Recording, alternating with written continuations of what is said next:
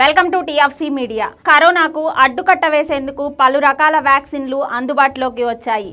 అయితే ఓవైపు వ్యాక్సిన్ తీసుకున్నా తీసుకోకపోయినా కరోనా వస్తుంది అన్న అనుమానాలు ప్రజల్లో కలుగుతున్నాయి.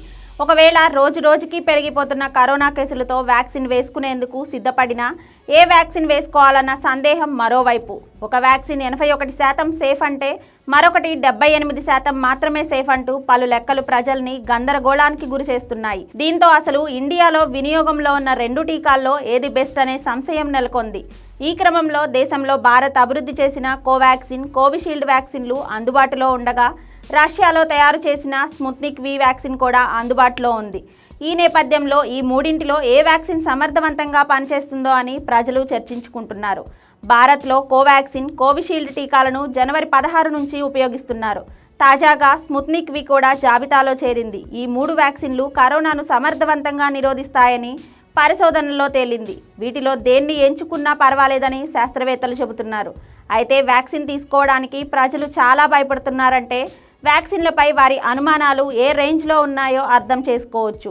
ముఖ్యంగా అధికారులు, సిబ్బంది అవగాహన లోపం జనం భయానికి కారణమవుతుంది.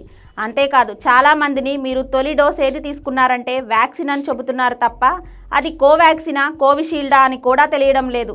మరి తొలి డోస్ కోవాక్సిన్ తీసుకొని రెండో డోస్ కోవిషీల్డ్ తీసుకుంటే ఏమవుతుంది?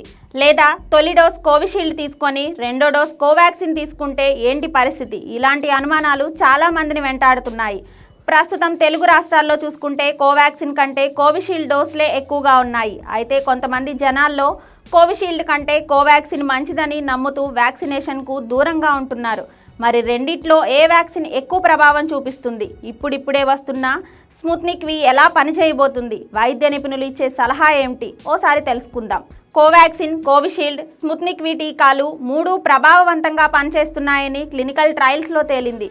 కోవాక్సిన్ను పూర్తిగా దేశీయంగా అభివృద్ధి చేశారు. కోవిషీల్డ్ను ఆక్స్ఫర్డ్ యూనివర్సిటీ, ఆస్ట్రాజెనికా సంయుక్తంగా అభివృద్ధి చేశాయి. దీన్ని పూణేలోని సిరమ్ ఇన్స్టిట్యూట్ ఆఫ్ ఇండియాలో తయారు చేస్తున్నారు.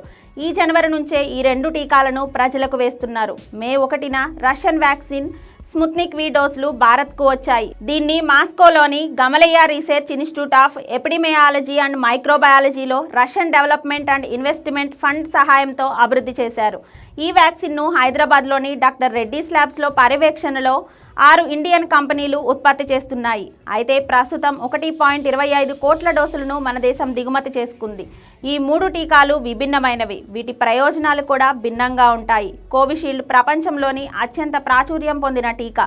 దీన్ని చాలా దేశాల్లో వినియోగిస్తున్నారు. ఈ టీకాను వాడడానికి WHO కూడా అనుమతించింది. కోవాక్సిన్ను ప్రస్తుతం భారతదేశంలో మాత్రమే ఉపయోగిస్తున్నారు. కానీ ఇది వివిధ రకాల వైరస్ మ్యూటేషన్లతో పోరాడగలదని ప్రపంచ దేశాల పరిశోధనలో తేలింది.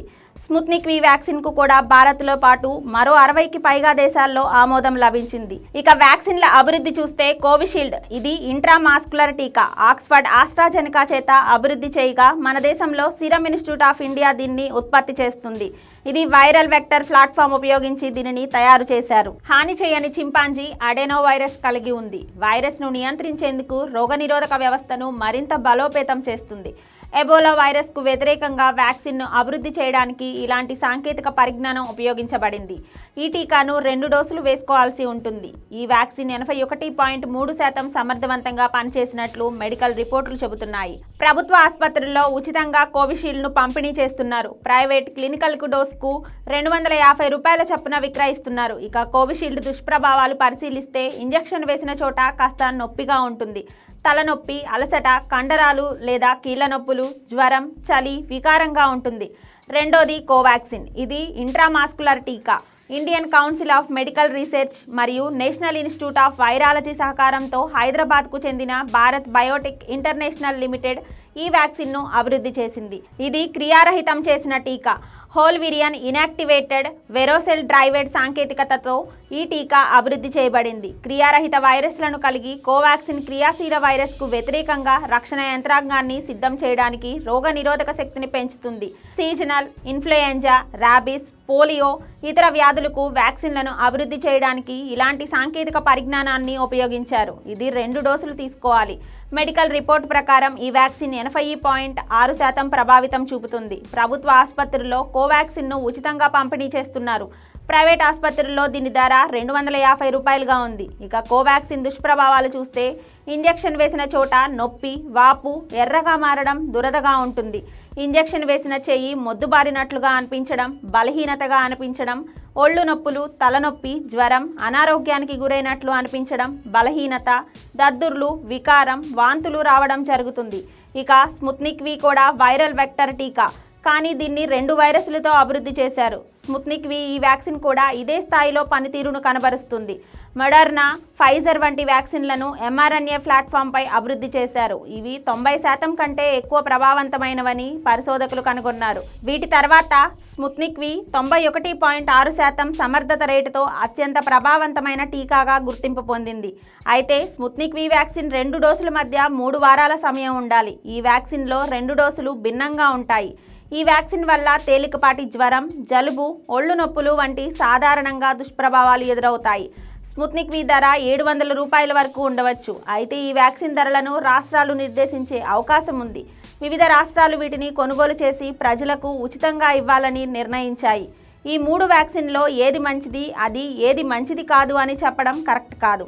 3 మంచి ఫలితాలే ఇస్తున్నాయని నిపుణులు చెబుతున్నారు. 3 కూడా కరోనా వైరస్పై సమర్థవంతంగా పనిచేస్తాయని పరిశోధనలో తేలింది.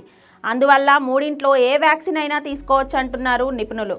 అయితే మొదటి డోస్ ఏ టీకా తీసుకుంటామో రెండో డోస్ కూడా అదే టీకా ఖచ్చితంగా తీసుకోవాలి. ఎందుకంటే కోవాక్సిన్ ఇన్యాక్టివేటెడ్ ప్లాట్ఫామ్పై తయారయ్యింది. కోవిషీల్డ్ వైరల్ వెక్టర్ ప్లాట్ఫామ్పై ఆధారపడి ఉంటుంది.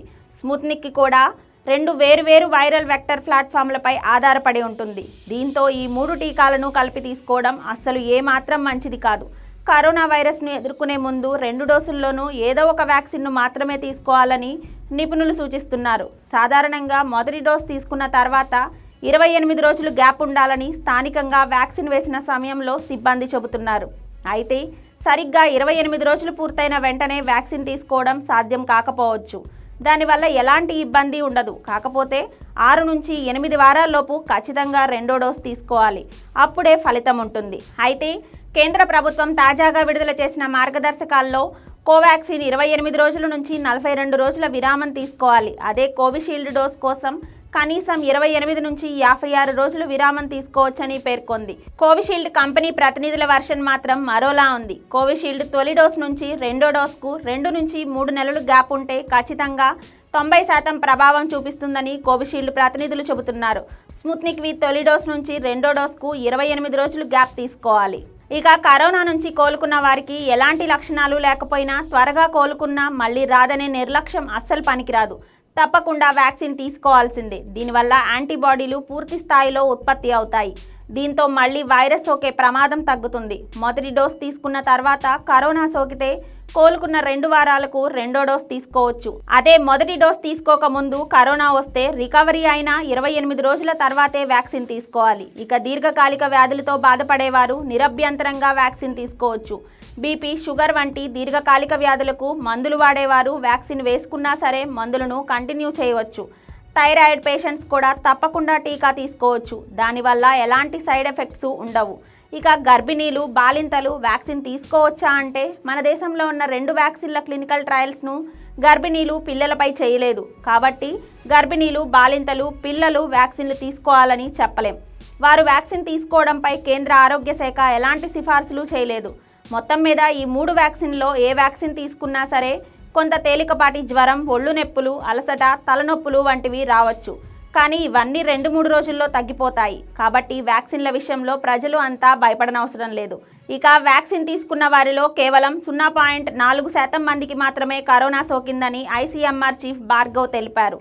అందులో కోవాక్సిన్ 2 డోసులు తీసుకున్న అనంతరం 0.4% మంది కరోనా బారిన పడ్డారని, కోవిషీల్డ్ 2 డోసులు వేయించుకున్న వారు 0.3% మంది మాత్రమే కరోనాకు గురయ్యారని ఐసీఎంఆర్ తెలిపింది. మొత్తం మీద కోవాక్సిన్, కోవిషీల్డ్ వ్యాక్సిన్ 2 డోసులు తీసుకున్న అనంతరం కరోనా బారిన పడిన వారి శాతం కేవలం 0.4%.